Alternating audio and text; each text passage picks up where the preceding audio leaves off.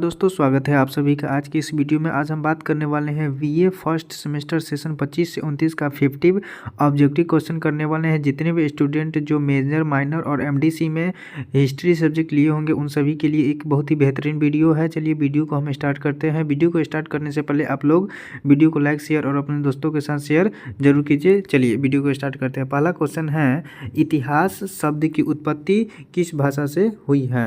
तो ए में ए है संस्कृत, बी में है ग्रीक, सी में है लैटिन और डी में है फारसी। तो इसका राइट आंसर हो जाएगा वो हो जाएगा बी यानी ग्रीक शब्द से। इतिहास शब्द की उत्पत्ति किस भाषा से हुई है? तो ग्रीक भाषा से हुई है।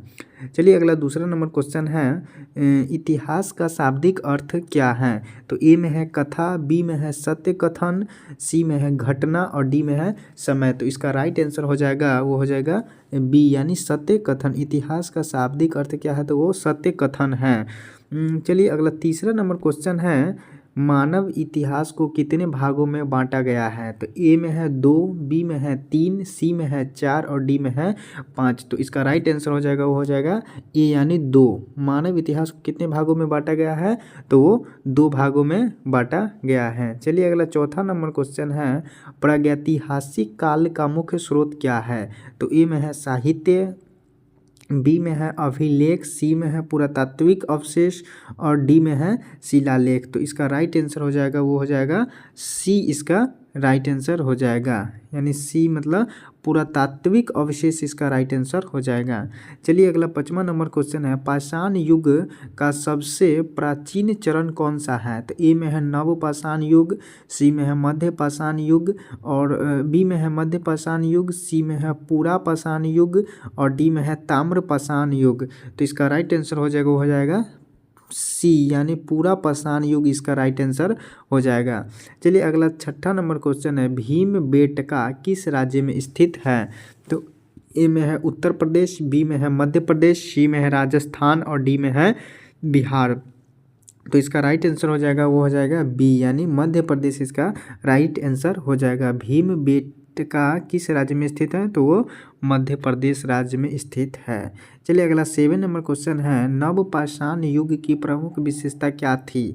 तो ए में है शिकार, बी में है खाना बदोश जीवन और सी में है कृषि की शुरुआत और डी में है धातु का प्रयोग। तो इसका राइट आंसर हो जाएगा वो हो जाएगा सी यानी कृषि की शुरुआत इसका राइट आंसर हो जाएगा।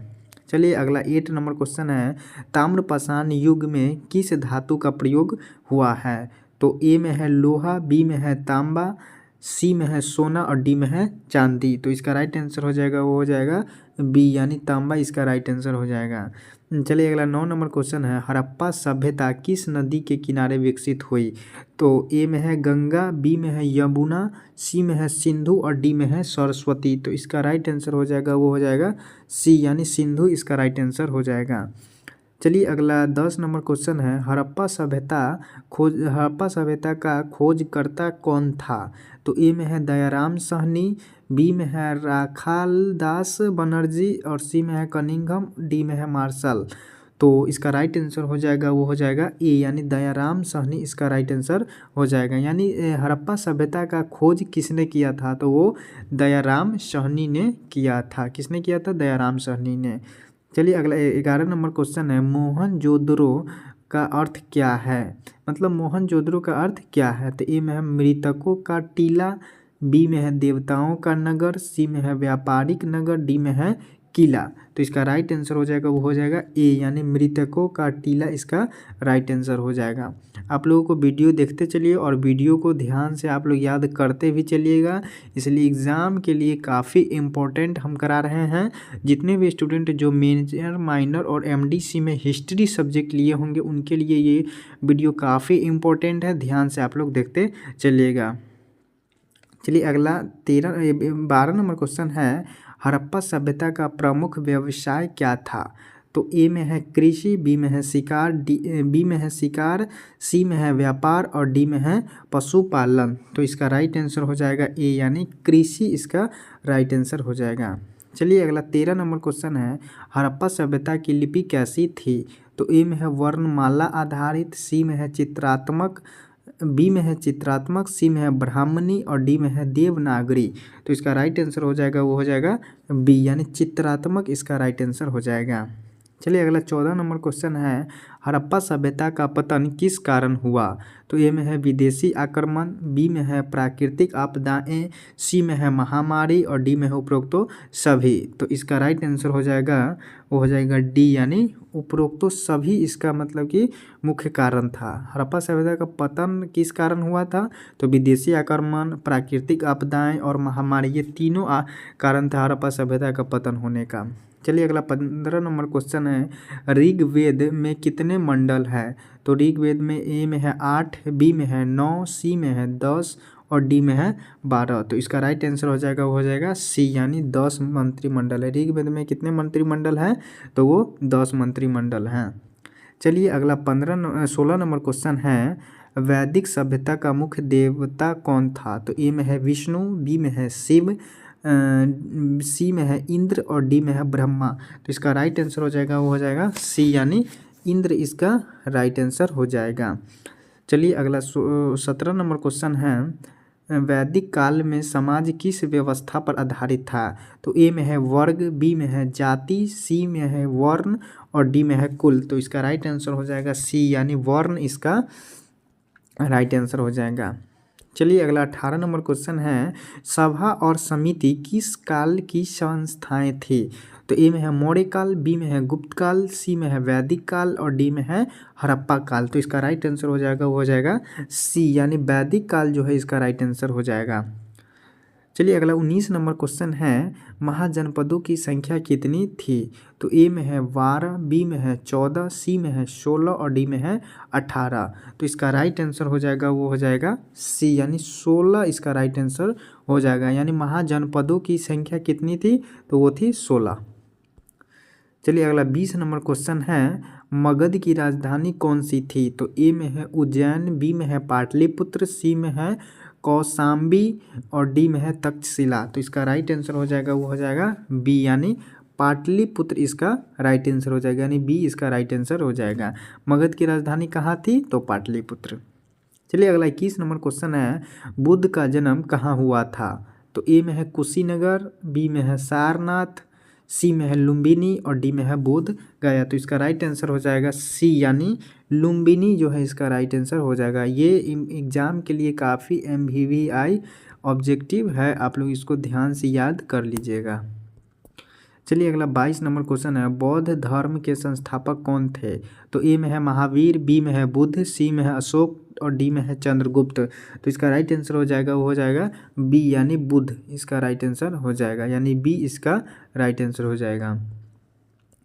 चलिए अगला 23 नंबर क्वेश्चन है, जैन धर्म के 24वें तीर्थकर कौन थे? तो ए में है पार्श्वनाथ, बी में है ऋषभदेव, सी में है नेमिनाथ और डी में है महावीर। तो इसका राइट आंसर हो जाएगा वो हो जाएगा डी यानी महावीर इसका राइट आंसर हो जाएगा। चलिए अगला 24 नंबर क्वेश्चन है, चंद्रगुप्त मौर्य के गुरु कौन थे? तो ए में है कालिदास, बी में है चाणक्य, सी में है अशोसोस और डी में है पतंजलि। तो इसका राइट आंसर हो जाएगा वो हो जाएगा बी यानी चाणक्य इसका राइट आंसर हो जाएगा। चलिए अगला 25 नंबर क्वेश्चन है, मौर्य साम्राज्य का संस्थापक कौन था? तो ए में है बिंदुसार, बी में है अशोक, सी में है चंद्रगुप्त मौर्य और डी में है घनानंद। तो इसका राइट आंसर हो जाएगा वो हो जाएगा सी यानी चंद्रगुप्त मौर्य इसका राइट आंसर हो जाएगा। चलिए अगला 26 नंबर क्वेश्चन है, अशोक ने किस युद्ध के बाद बौद्ध धर्म अपनाया? तो ए में है मगध युद्ध, बी में है कलिंग युद्ध, सी में है तक्षशिला युद्ध और डी में है उज्जैन। तो इसका राइट आंसर हो जाएगा वो हो जाएगा बी यानी कलिंग युद्ध के बाद जो है अशोक ने बौद्ध धर्म को अपनाया था। चलिए अगला 27 नंबर क्वेश्चन है, अशोक के अभिलेख किस लिपि में है? तो ए में है देवनागरी, बी में है ब्राह्मणी, सी में है खरोष्ठी और डी में है दोनों यानी बी और सी यानी ब्राह्मणी और खरोष्ठी दोनों। तो इसका राइट आंसर हो जाएगा वो हो जाएगा डी यानी बी और सी इसका राइट आंसर हो जाएगा, मतलब ब्राह्मणी और खरोष्ठी दोनों हो जाएगा।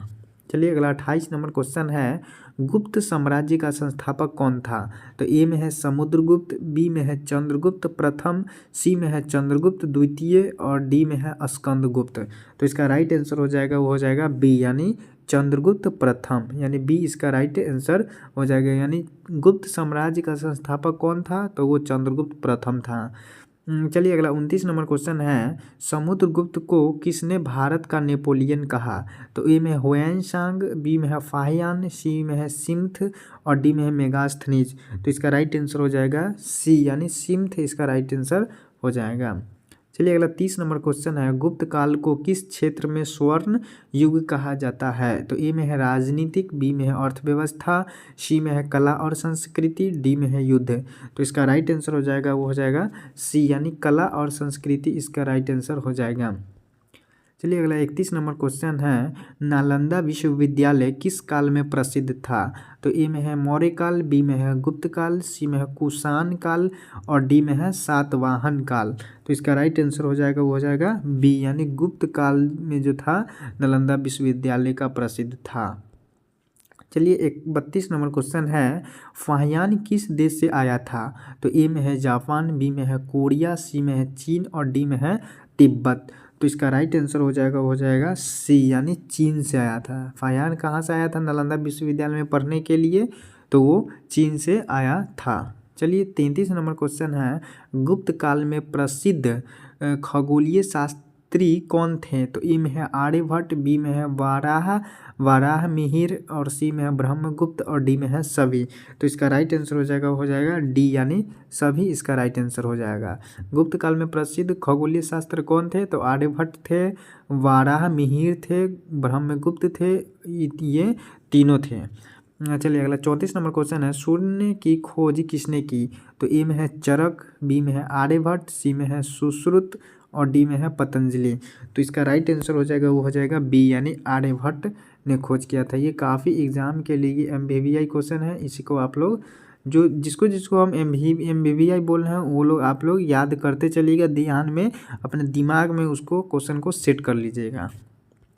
चलिए अगला 35 नंबर क्वेश्चन है, अजंता की गुफाएं किससे संबंधित हैं, तो ए में है जैन धर्म, बी में है हिंदू धर्म, सी में है बौद्ध धर्म और डी में है सिख धर्म।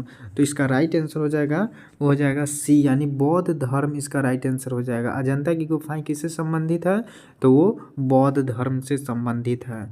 चलिए अगला 36 नंबर क्वेश्चन है, गुप्त काल में राजस्व का मुख्य स्रोत क्या था, तो ए में है व्यापार कर, बी में है भूमि कर, सी में है सीमा शुल्क और डी में है उपहार। तो इसका राइट आंसर हो जाएगा, हो जाएगा बी, यानी भूमि कर इसका राइट आंसर हो जाएगा।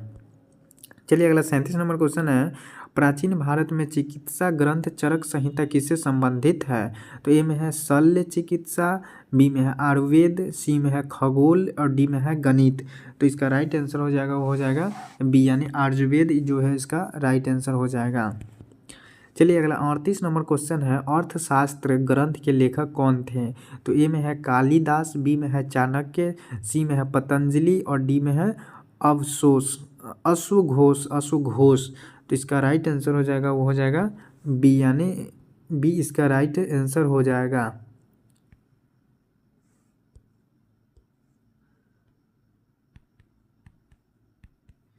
ये एग्जाम के लिए काफ़ी MBBI क्वेश्चन है। चलिए अगला 39 नंबर क्वेश्चन है, हुएनसांग किस शासक के समय भारत आया, तो ए में है अशोक, बी में है समुद्रगुप्त, सी में है हर्षवर्धन, डी में है स्कंदगुप्त। तो इसका राइट आंसर हो जाएगा, वो हो जाएगा सी, यानी हर्षवर्धन के समय हुएनसांग भारत आया था। अगला 40 नंबर क्वेश्चन है, हर्षवर्धन की राजधानी क्या थी, तो ए में है पाटलिपुत्र, बी में है उज्जैन, सी में है कन्नौज और डी में है प्रयाग। तो इसका राइट आंसर हो जाएगा, वो हो जाएगा सी, यानी कन्नौज इसका राइट आंसर हो जाएगा। चलिए अगला 41 नंबर क्वेश्चन है, प्रयाग सभा किसने आयोजित की थी, तो ए में है अशोक, बी में है समुद्रगुप्त और सी में है हर्षवर्धन, डी में है चंद्रगुप्त। तो इसका राइट आंसर हो जाएगा, वो हो जाएगा सी, यानी हर्षवर्धन इसका राइट आंसर हो जाएगा। चलिए अगला 42 नंबर क्वेश्चन है, प्राचीन भारत में शिक्षा का माध्यम क्या था, तो ए में है फारसी, बी में है संस्कृत, सी में है पाली और डी में है अरबी। तो इसका राइट आंसर हो जाएगा, वो हो जाएगा बी, यानी संस्कृत इसका राइट आंसर हो जाएगा। चलिए अगला 43 नंबर क्वेश्चन है, महाभारत के रचयिता कौन माने जाते हैं, तो ए में है वाल्मीकि, बी में है वेद व्यास, सी में है कालिदास और डी में है तुलसीदास। तो इसका राइट आंसर हो जाएगा, वो हो जाएगा वी, यानी वेद व्यास इसका राइट आंसर हो जाएगा। चलिए अगला 44 नंबर क्वेश्चन है, रामायण किस भाषा में लिखी गई? तो ए में है पाली, बी में है प्राकृत, सी में है संस्कृत और डी में है अवधी। तो इसका राइट आंसर हो जाएगा वो हो जाएगा सी यानी संस्कृत इसका राइट आंसर हो जाएगा। चलिए अगला 45 नंबर क्वेश्चन है, वैदिक साहित्य में सबसे प्राचीन ग्रंथ कौन सा है? तो ए में है सामवेद, बी में है यजुर्वेद, सी में है अर्थवेद और डी में है ऋग्वेद। तो इसका राइट आंसर हो जाएगा डी यानी ऋग्वेद इसका राइट आंसर हो जाएगा। यानी वैदिक साहित्य में सबसे प्राचीन ग्रंथ कौन सा था? तो वो ऋग्वेद था। चलिए अगला 46 नंबर क्वेश्चन है, प्राचीन भारत में नगरों का विकास किस काल में हुआ? तो ए में है वैदिक काल, बी में है हड़प्पा काल, सी में है महाजनपद काल और डी में है गुप्त काल। तो इसका राइट आंसर हो जाएगा वो हो जाएगा सी यानी महाजनपद काल इसका राइट आंसर हो जाएगा। मतलब प्राचीन भारत में नगरों का विकास जो हुआ सबसे अधिक महाजनपदों काल में हुआ था। अगला 47 नंबर क्वेश्चन है, भारत में सिक्कों का प्रथम प्रयोग किस काल में हुआ? तो ए में है मौर्य, बी में है वैदिक, सी में है महाजनपद और डी में है गुप्त। तो इसका राइट आंसर हो जाएगा वो हो जाएगा सी यानी महाजनपद इसका राइट आंसर हो जाएगा। चलिए अगला 48 नंबर क्वेश्चन है, सप्तांग सिद्धांत किससे संबंधित है? तो ए में है समाज से, बी में है राज्य से, डी में सी में है धर्म से और डी में है युद्ध से। तो इसका राइट आंसर हो जाएगा वो हो जाएगा बी यानी राज्य से इसका संबंधित है। सप्तांग सिद्धांत किससे संबंधित है? तो राज्य से। चलिए अगला 49 नंबर क्वेश्चन है, प्राचीन भारत में सबसे बड़ा बंदरगाह कौन सा था? तो ए में है तम्र लिपित, बी में है लोतल, सी में है भरूच और डी में है कावेरी पट्टनम। तो इसका राइट आंसर हो जाएगा वो हो जाएगा बी लोतल इसका राइट आंसर हो जाएगा। यानी प्राचीन भारत में सबसे बड़ा बंदरगाह कौन सा था? तो वो लोतल था। चलिए अगला 50 नंबर क्वेश्चन है, गुप्त काल में मूर्ति कला किस शैली में थी? तो ए में है गंधार, बी में है मथुरा, सी में है आम्रावती और डी में है उपरोक्तो सभी। तो इसका राइट आंसर हो जाएगा वो हो जाएगा डी यानी उपरोक्तो सभी इसका राइट आंसर हो जाएगा। यानी गुप्त काल में मूर्ति कला किस शैली में थी? तो वो गंधार में, मथुरा और अमरावती इन तीनों में थी। चलिए आप लोगों को वीडियो कैसा लगा? वीडियो को लाइक शेयर कमेंट करते चलिए और अपने दोस्तों के साथ शेयर करते चलिए। जितने भी लोग जो सेशन 25 से 29 में हैं और मेजर माइनर एमडीसी में हिस्ट्री सब्जेक्ट लिए होंगे उन सभी के लिए ये वीडियो काफ़ी इंपॉर्टेंट है। जितने भी लोग जो सेशन 25 से 29 में है जो 15 तारीख से एग्ज़ाम स्टार्ट हो रहा है उसमें शामिल होने वाले हैं, तो उन सभी के लिए वीडियो को शेयर ज़रूर कर दीजिए। चलिए वीडियो कैसा लगा वीडियो में कमेंट करके ज़रूर बताइए। धन्यवाद।